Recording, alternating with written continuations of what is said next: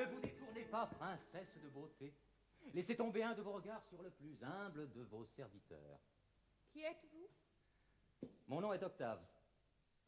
Je suis cousin de votre mari. Venez-vous pour le voir?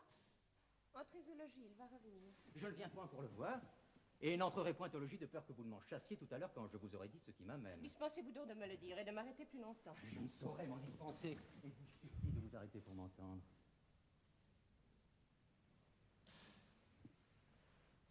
Cruelle Marianne, vos yeux ont causé bien du mal, et vos paroles ne sont pas faites pour le guérir.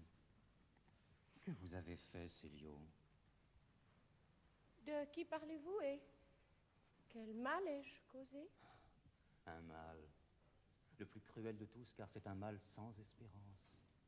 Le plus terrible, car c'est un mal qui se chérit lui-même et repousse la coupe salutaire jusque dans la main de l'amitié. Un mal qui fait pâlir les lèvres sous des poisons plus doux que l'ambroisie et qui fond en une pluie de larmes le cœur le plus dur, comme la perle de Cléopâtre. Un mal que tous les poisons, toute la science humaine ne saurait soulager et qui se nourrit du vent qui passe, du parfum d'une rose fanée, du refrain d'une chanson, et qui puise l'éternel aliment de ses souffrances dans tout ce qui l'entoure, comme une abeille son miel dans les buissons d'un jardin. Me direz-vous le nom de ce mal? Que celui qui est digne de le prononcer vous le dise. Que les rêves de vos nuits, que vos orangers verts, que le printemps vous l'apprenne, que vous puissiez le chercher un beau soir, vous le trouverez sur vos lèvres. Son nom n'existe pas sans lui. Est-il si dangereux à dire? Si terrible dans sa contagion qu'il effraie une langue qui plaît dans sa faveur? Est-il si doux à entendre, cousine, que vous le demandiez? Vous l'avez appris à Célio. C'est donc sans le vouloir. Je ne connais ni l'un ni l'autre. Que vous les connaissiez ensemble et que vous ne les sépariez jamais. Voilà le souhait de mon cœur. En vérité. Célio est le meilleur de mes amis. Si je voulais vous faire envie, je vous dirais qu'il est beau comme le jour, jeune, noble, et je ne mentirais pas, mais je ne veux que vous faire pitié. Et je vous dirais qu'il est triste comme la mort depuis le jour où il vous a vu. Est-ce ma faute s'il est triste? C'est sa faute si vous êtes belle. Il ne pense qu'à vous. À toute heure, il rôde autour de cette maison. N'avez-vous jamais entendu chanter sous vos fenêtres? N'avez-vous jamais soulevé à minuit cette jalousie et ce rideau? Tout le monde peut chanter le soir et cette place appartient à tout le monde. Tout le monde aussi peut vous aimer, mais personne ne peut vous le dire. Quel âge avez-vous, Marianne? Voilà une jolie question. Et si je n'avais que 19 ans, que voudriez-vous que j'en pense? Vous avez donc encore 5 ou 6 ans pour être aimé, 8 ou 10 pour aimer vous-même, et le reste pour prier Dieu. Vraiment? Eh bien, pour mettre le temps à profit, j'aime Claudio, votre cousin, et mon mari. Mon cousin et votre mari ne feront jamais à eux deux qu'un pédant de village. Vous n'aimez pas Claudio. Ni Célio, vous pouvez le lui dire. Mais pourquoi? Pourquoi n'aimerais-je pas Claudio? C'est mon mari. Pourquoi n'aimeriez-vous pas Célio? C'est votre amant. Me direz-vous aussi pourquoi je vous écoute? Adieu, Seigneur Octave. Voilà une plaisanterie qui a duré assez longtemps.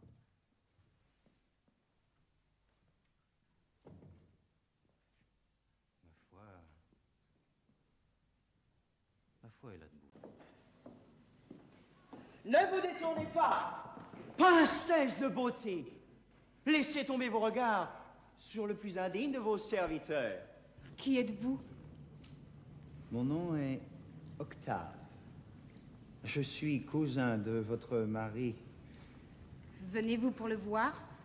Entrez au logis, il va revenir. Je ne viens pas pour le voir. Et n'entrerai point au logis, de peur que vous ne m'en chassiez tout à l'heure, quand je vous aurais dit ce qui m'amène. Dispensez-vous donc de le dire et de m'arrêter plus longtemps. Je ne saurais m'en dispenser, et vous supplie de vous arrêter pour l'entendre. Cruelle Marianne, vos yeux ont causé bien du mal, et vos paroles ne sont pas faites pour le guérir. Que vous avez fait, Célio? De qui parlez-vous? Et quel mal ai-je causé? Un mal le plus cruel de tous, car c'est un mal sans espérance. Le plus terrible, car c'est un mal qui se chérit lui-même et repousse la coupe salutaire jusque dans la main de l'amitié. Un mal qui fait pâlir les lèvres sous des poisons plus doux que l'ambroisie et qui font en une pluie de larmes le cœur le plus dur, comme la perle de Cléopâtre. Un mal que tous les aromates, toute la science humaine ne saurait soulager, qui se nourrit du vent qui passe, du parfum d'une rose fanée, du refrain d'une chanson, et qui suce l'éternel aliment de ses souffrances dans tout ce qui l'entoure, comme une abeille son miel, dans tous les buissons d'un jardin. Me direz-vous le nom de ce mal? Que celui qui est digne de le prononcer vous le dise, que les rêves de vos nuits, que vos orangers verts, que le printemps vous l'apprenne, que vous puissiez le chercher. Un beau soir, vous le trouverez sur vos lèvres. Son nom n'existe pas sans lui. Est-il si dangereux à dire, si terrible dans sa contagion, qu'il effraie une langue qui plaît dans sa faveur?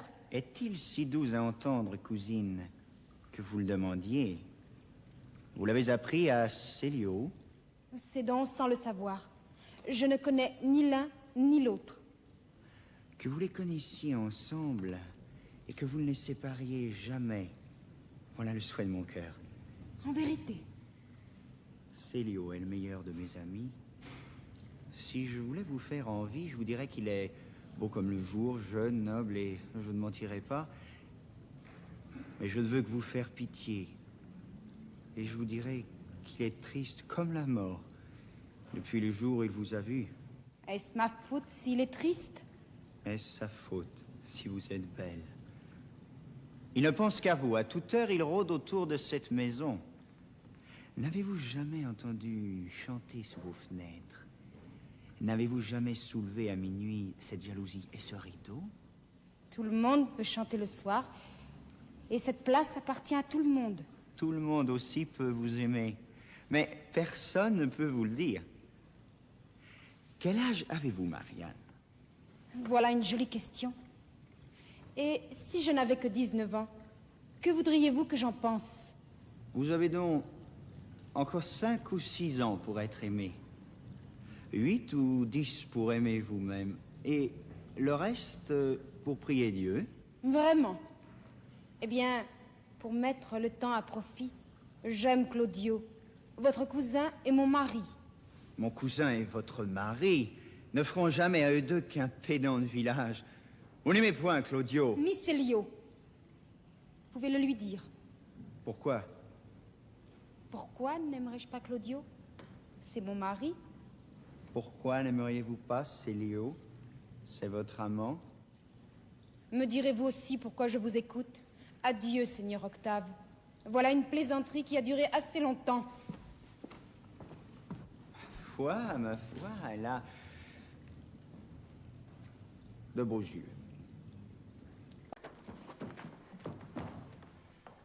Ne vous détournez pas, princesse de beauté. Laissez tomber vos regards sur le plus humble de vos serviteurs. Qui êtes-vous? Mon nom est Octave. Je suis cousin de votre mari. Venez-vous pour le voir? Entrez au logis, il va revenir. Je ne viens pas pour le voir. Et n'entrerai point au logis de peur que vous ne m'en chassiez tout à l'heure quand je vous aurais dit ce qui m'amène. Dispensez-vous donc de me le dire et de m'arrêter plus longtemps. Je ne saurais m'en dispenser et vous supplie de vous arrêter pour l'entendre. Cruelle Marianne, vos yeux ont causé bien du mal et vos paroles ne sont pas faites pour le guérir. Que vous avez fait, Célio? De qui parlez-vous? Et quel mal ai-je causé? Un mal, le plus cruel de tous, car c'est un mal sans espérance. Le plus terrible, car c'est un mal qui se chérit lui-même et repousse la coupe salutaire jusque dans la main de l'amitié. Un mal qui fait pâlir les lèvres sous des poisons plus doux que l'ambroisie et qui font en une pluie de larmes le cœur le plus dur, comme la perle de Cléopâtre. Un mal que tous les aromates, toute la science humaine ne saurait soulager et qui se nourrit du vent qui passe, du parfum d'une rose fanée, du refrain d'une chanson, et qui puise l'éternel aliment de ses souffrances dans tout ce qui l'entoure, comme une abeille son miel dans tous les buissons d'un jardin. Me direz-vous le nom de ce mal? Que celui qui est digne de le prononcer vous le dise. que les rêves de vos nuits, que vos orangers verts, que le printemps vous l'apprennent. Que vous puissiez le chercher un beau soir, vous le trouverez sur vos lèvres. Son nom n'existe pas sans lui. Est-il si dangereux à dire? Si terrible dans sa contagion qu'il effraie une langue qui plaît dans sa faveur? Est-il si doux à entendre, cousine, que vous le demandiez? Vous l'avez appris à Célio. C'est donc sans le vouloir. Je ne connais ni l'un ni l'autre. Que vous les connaissiez ensemble et que vous ne les sépariez jamais, voilà le souhait de mon cœur.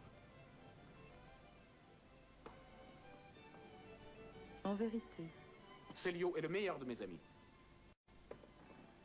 Si je voulais vous faire envie, je vous dirais qu'il est beau comme le jour jeune, noble, et je ne mentirais pas, mais je ne veux que vous faire pitié. Et je vous dirais qu'il est triste comme la mort depuis le jour où il vous a vu. Est-ce ma faute s'il est triste? Est-ce sa faute si vous êtes belle?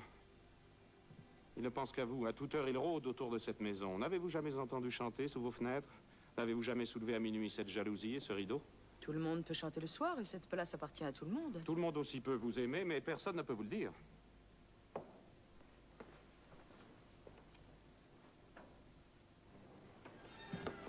Quel âge avez-vous, Marianne? Voilà une jolie question. Et si je n'avais que 19 ans, que voudriez-vous que j'en pense?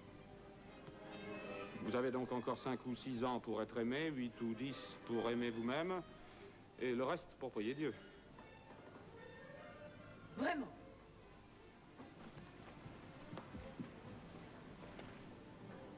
Eh bien, pour mettre le temps à profit, j'aime Claudio, votre cousin et mon mari. Mon cousin et votre mari ne feront jamais à eux deux qu'un pédant de village. Vous n'aimez point, Claudio. Ni Célio.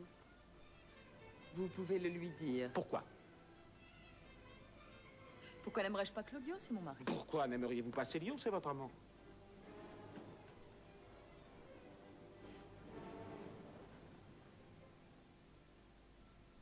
Me direz-vous aussi pourquoi je vous écoute? Adieu, Seigneur Octave.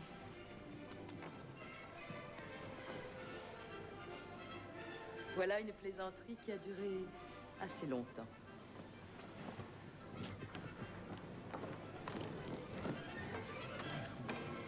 Ma foi, elle a de beaux yeux.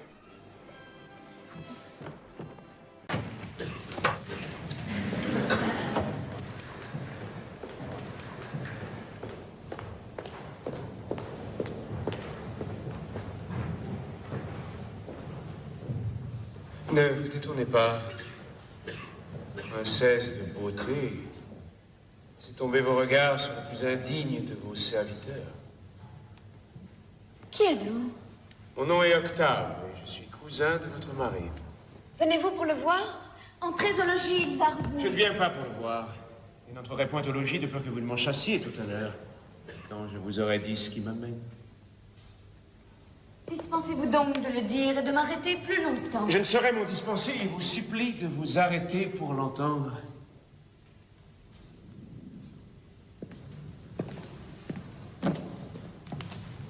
Cruelle Marianne. Vos yeux ont causé bien du mal. Vos paroles ne sont pas faites pour le guérir. Que vous avez fait, Célio?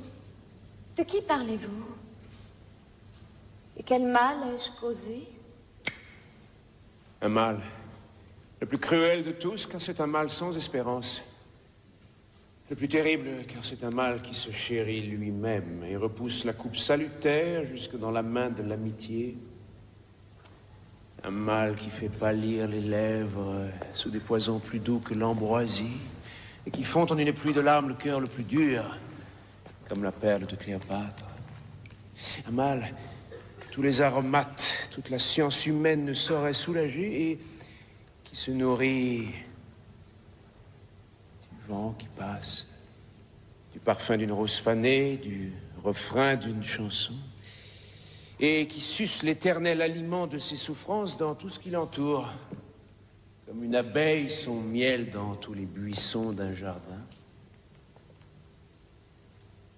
Me direz-vous le nom de ce mal? Que celui qui est digne de le prononcer vous le dise. Que les rêves de vos nuits, que ces orangers verts, cette fraîche cascade vous l'apprennent. Que vous puissiez le chercher un beau soir, vous le trouverez sur vos lèvres. Son nom n'existe pas sans lui. Est-il Si dangereux à dire, si terrible dans sa contagion qu'il effraie une langue qui plaît dans sa faveur. Est-il si doux à entendre, cousine, que vous le demandiez? Vous l'avez appris à Célio. C'est donc sans le vouloir, je ne connais ni l'un ni l'autre. Que vous les connaissiez ensemble et que vous ne les sépariez jamais, voilà le souhait de mon cœur. En vérité. Célio est le meilleur de mes amis. Si je voulais vous faire envie, je vous dirais qu'il est beau comme le jour, jeune, noble, et je ne mentirais pas. Mais je ne veux que vous faire pitié. Je vous dirais qu'il est triste comme la mort depuis le jour où il vous a vu. Est-ce ma faute s'il est triste? Est-ce sa faute si vous êtes belle? Il ne pense qu'à vous, à toute heure il rôde autour de cette maison. N'avez-vous jamais entendu chanter sous vos fenêtres? N'avez-vous jamais soulevé à minuit cette jalousie et ce rideau? Tout le monde peut chanter le soir, et cette place appartient à tout le monde. Tout le monde aussi peut vous aimer, mais personne ne peut vous le dire. Quel âge avez-vous, Marianne? Voilà une jolie question. Et si je n'avais que 19 ans, que voudriez-vous que j'en pense? Vous avez donc encore 5 ou 6 ans pour être aimé, 8 ou 10 pour aimer vous-même, et le reste pour prier Dieu. Vraiment? Eh bien, pour mettre le temps à profit, j'aime Claudio, votre cousin et mon mari. Mon cousin et votre mari ne feront jamais à eux deux qu'un pédant de village. Vous n'aimez point Claudio. Ni Célio, vous pouvez le lui dire. Pourquoi? Pourquoi n'aimerais-je pas Claudio? C'est mon mari. Pourquoi n'aimeriez-vous pas Célio? C'est votre amant. Me direz-vous aussi pourquoi je vous écoute? Adieu, Seigneur Octave. Voilà une plaisanterie qui a duré assez longtemps.